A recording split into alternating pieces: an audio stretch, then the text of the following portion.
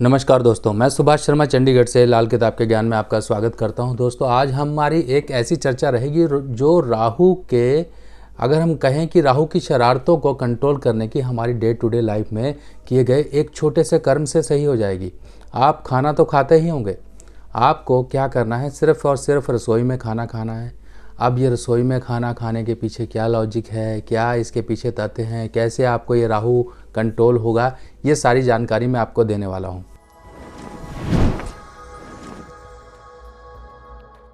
तो सबसे पहले हम शुरू करते हैं राहु के बारे में। जैसा कि हम जानते हैं, राहु एक ऐसी शक्ति है, अगर मान लीजिए कुंडली में अच्छा है तो इंसान को कब ऊंचाइयों पर पहुंचा दे अचानक से, और अगर परेशानी देने वाला हो तो इंसान के जीवन में जो भी परेशानी लाए वो सब अचानक से लाए। और कई बार ऐसी परेशानियां लेकर आता है जो उलझन भरी होती हैं, यानी कि उनसे निकलने के रास्ते नहीं समझ आते हैं इंसान को।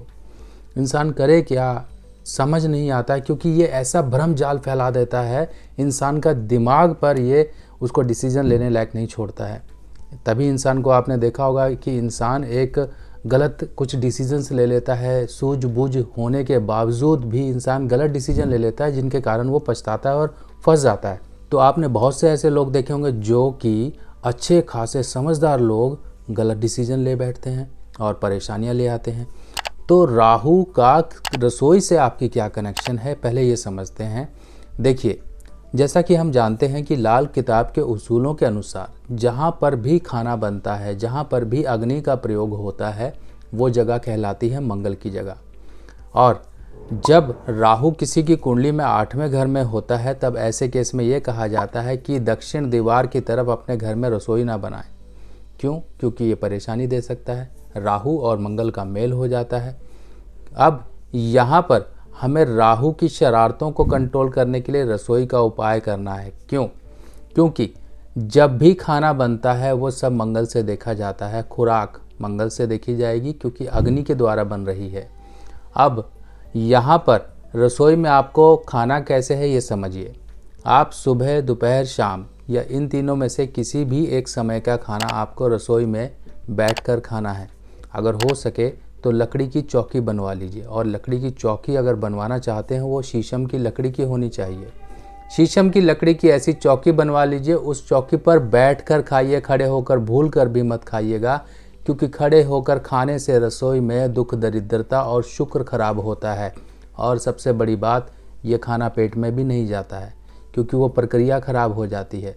इसीलिए अपनी सेहत, अपनी फाइनेंशियल ग्रोथ, अपने ग्रहों को सही करने के लिए सबसे बेस्ट तरीका है एक समय का बैठकर रसोई में आप खाना खाइए। इससे देखिए शुक्र कैसे सही होगा। जो आपकी धर्म पत्नी इतनी मेहनत और इतने प्यार से खाना बनाती है आपके लिए, अगर आप उनके साथ दो बातें भी वहाँ पर बैठ के कर लोगे तो आपका शुक्र भी अच्छा होगा। आपको इतनी भाग दौड़ बड़ी ज़िंदगी में ना तो हस्बैंड वाइफ को टाइम होता है, हस्बैंड शाम को ऑफिस से आता है वैसे ही परेशान है, वाइफ कुछ बोल देती है तो वहीं पर ही हस्बैंड कुछ ऐसा ओवर रिएक्ट कर देता है, कुछ ऐसी बातें बोल देता है कि रात को ही दोनों झगड़ पड़ते हैं। तो ये एक तरीका होता है कि आप देखो, छोटे छोटे मूवमेंट्स हैं, इन्हीं मूवमेंट्स को अगर हम इस्तेमाल कर लें तो हस्बैंड वाइफ के बीच में मिसअंडरस्टैंडिंग रहेगी ही नहीं। तो इनडायरेक्टली आपने शुक्र को अच्छा कर लिया। अब जब भी आप रसोई में बैठोगे तो राहु, चाहे वो अच्छा है चाहे वो ख़राब है, अगर अच्छा है तो वो कंट्रोल्ड रहेगा, अगर वो ख़राब है तो आप उस जगह पर बैठकर खाना खा रहे हो जो कि मंगल की जगह कहलाती है। वहाँ पर बैठने के कारण आपके राहु की शरारतें आपके जीवन में नहीं रहेंगी।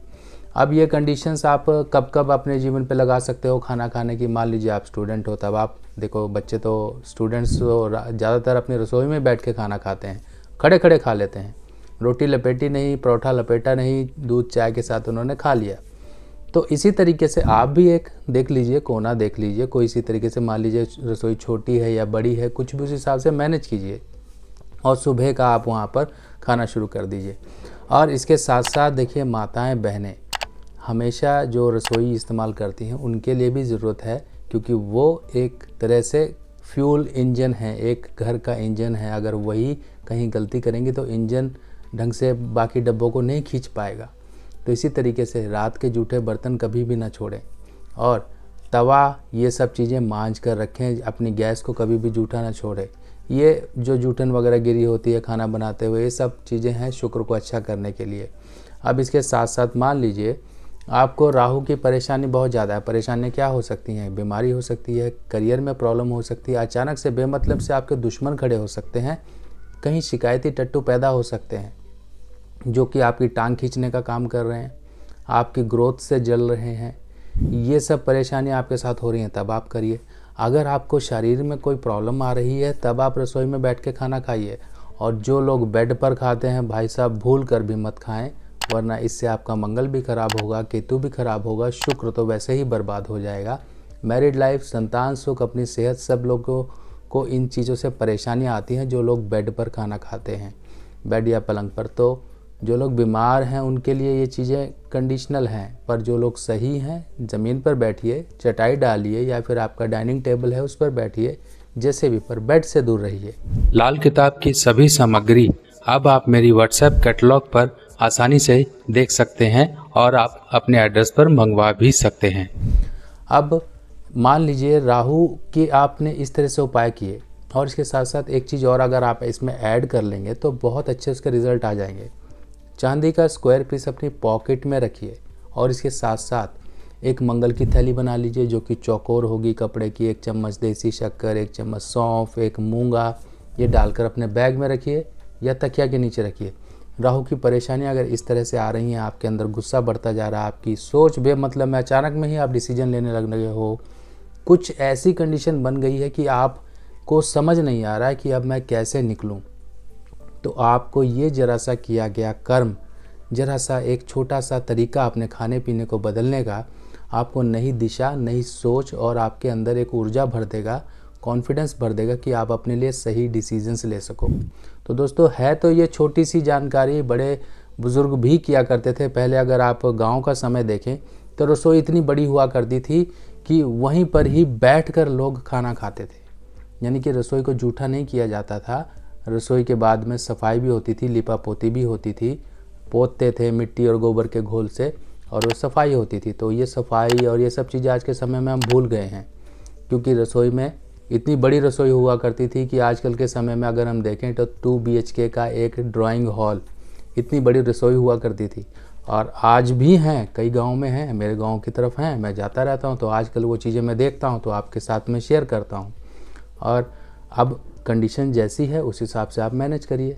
मान लीजिए छोटी रसोई है तो भाई थोड़ा कोने में बैठ जाइए, कम से कम बात करने को तो मिलेगी। वाइफ को भी थोड़ा एक, जिसे कहते हैं, इम्पोर्टेंस फील होती है कि देखिए खाना खा रहे हैं, मेरे सामने खा रहे हैं, क्या रिएक्शन दे रहे हैं, क्योंकि वो जानना चाहती है कि खाना कैसा बना, आपको कैसा महसूस हुआ, सेटिस्फेक्शन हुई कि नहीं। क्योंकि आपकी सेटिस्फेक्शन अगर 1% है और आपने वो जाहिर कर दी तो उसे 100% सेटिस्फेक्शन हो जाती है कि मेरे द्वारा किया गया जो भोजन बनाया गया इतना स्वादिष्ट था कि मेरे पति को पसंद आया, क्योंकि वो मेहनत से कर रही है। अब यहाँ से शुक्र को आप सही कर रहे हो। अब शुक्र को सही करने के लिए और भी चीज़ें हैं, और भी चीज़ों में जैसे कि आप हस्बैंड वाइफ एक दूसरे को मोजोनाइट, जो कि डायमंड का एक सब्स्टिट्यूट होता है, वो पहनाइए। चाहे ईयर रिंग पहनाइए उसे, चाहे रिंग पहनाइए, चाहे लॉकेट पहनाइए, आप भी रिंग पहन लीजिए बीच वाली उंगली में। एक दूसरे को गिफ्ट करिए, एक्सचेंज करिए, इससे प्यार एक्सचेंज होता है और फीलिंग्स जागृत रहती हैं। तो दोस्तों, इसको अपनाइए। बाकी आपने इस प्रक्रिया से कैसे अपने जीवन में सुधार किया, ज़रूर मुझे कमेंट सेक्शन में बताइएगा। बाकी मिलते हैं और जानकारी के साथ नई वीडियो में, तब तक के लिए अपने सुभाष भाई को आज्ञा दीजिए। नमस्कार।